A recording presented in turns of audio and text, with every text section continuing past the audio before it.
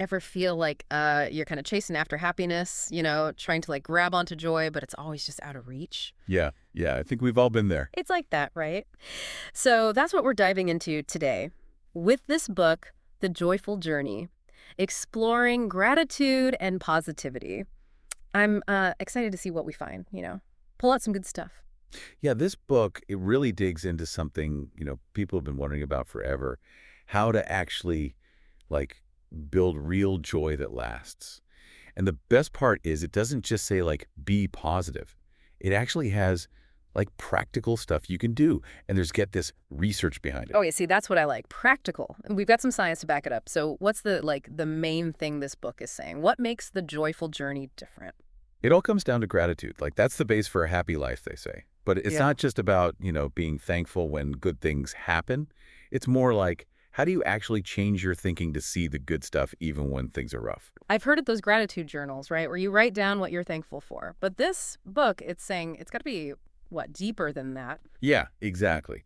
It's not just listing things out. It's about feeling it, really getting into it. There's this one story in the book about this woman. She was going through it, tough time, job loss, divorce, the whole 9 yards. She tried that gratitude journal thing, but instead of just putting down, basic stuff, she made herself think about why she was thankful for each thing. Like how even a little act of kindness from someone she didn't even know made her feel less alone, or how hearing her kids laugh just for a second gave her this like pure joy in the middle of all the craziness. Hmm. And get this, she said, over time, it actually felt like she was rewiring her brain. She was seeing the world through this lens of gratitude, even when things were hard. Wow, that's really something. It makes you think about how much we just like don't even notice the good stuff sometimes. It's like that saying, it's not being happy that makes us grateful, it's being grateful that makes us happy. Something like that. Right on. And there's actually science to back that up, which is super interesting. You see, our brains, they're kind of hardwired to focus on the bad stuff. It's like a survival thing, back from when we were cave people, I guess. But the cool thing is, if we do things on purpose, like that gratitude journal, it's like we can rewire those connections in our brains, make the good emotions stronger. So it's like what? Building up our like mental muscles for joy. Exactly. The more we practice being thankful, the easier it gets to find those feelings of joy. And it's not about like pretending to be happy all the time. That's not realistic. It's more like building habits in our minds so that feeling joy becomes easier, even when life throws curveballs. That makes sense. Okay, so we've got the gratitude part down. But what about when we actually are feeling joy? How do we make the most of it, really experience it? I think the joyful journey talks about savoring, right? Yes, savoring. It's about being totally present, like really there in the moment when something good is happening, using all your senses and just letting yourself, soak it all in. Like imagine having an amazing meal. You wouldn't just scarf it down, right? You'd want to enjoy each bite, taste all the flavors, smell it, notice the textures. It's the same with joy.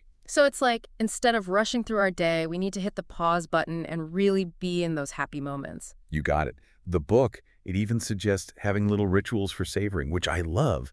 Like maybe there's a park bench you'll love it. Instead of just walking past it, actually sit down for a minute. Close your eyes, feel the sun on your skin, hear the birds chirping, really breathe in the fresh air. It's those little things.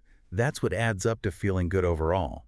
This has been honestly really eye-opening. It's pretty amazing how just like changing how we see things can make a big difference. It is. It's powerful stuff. And, as you keep going on your own joyful journey, remember, being happy isn't like a finish line you cross. It's something you work at, a practice.